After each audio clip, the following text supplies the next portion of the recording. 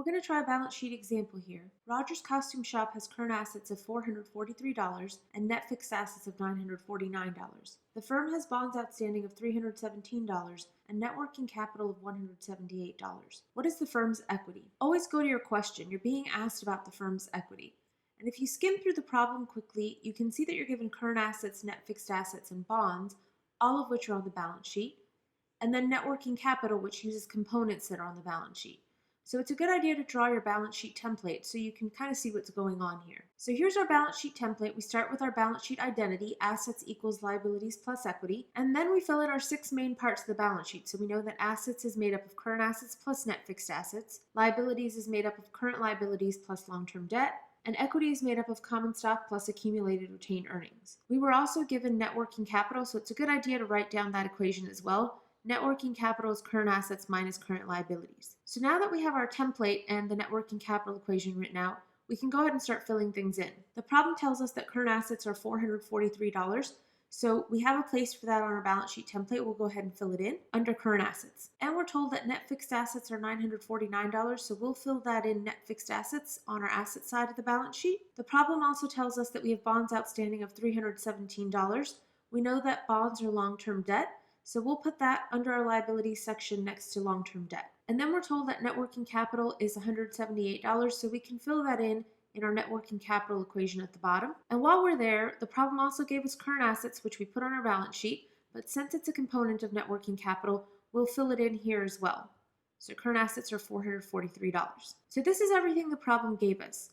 Now, if you can't see how to solve the problem and find the firm's equity yet, that's okay. Just start filling in everything you can and totaling as much as you can on the balance sheet. So we'll start with assets, and we can see that we have current assets and net fixed assets. We know that we can add those together to give us total assets. So if we do, total assets is equal to $1,392. If we look at the rest of our balance sheet, there isn't really anything else that we can fill in. There's too many unknowns there. Instead, we can focus on our net working capital equation, and we can see that we only have one unknown there.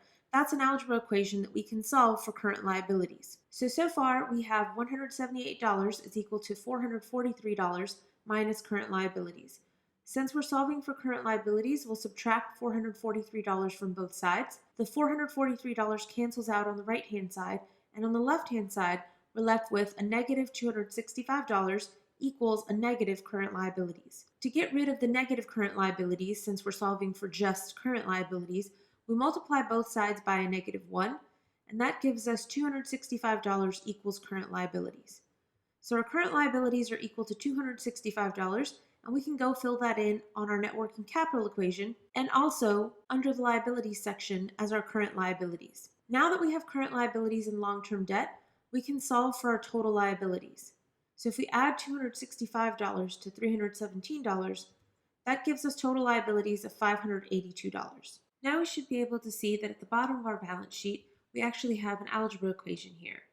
Remember that assets equals liabilities plus equity. So we can use this to solve for equity now.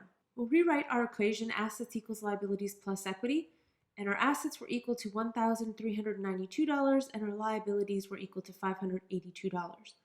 Since we're solving for equity, we'll subtract both sides by $582, and that cancels out on the right-hand side, and on the left-hand side, we're left with $810 is equal to equity. So now we know what our equity is equal to.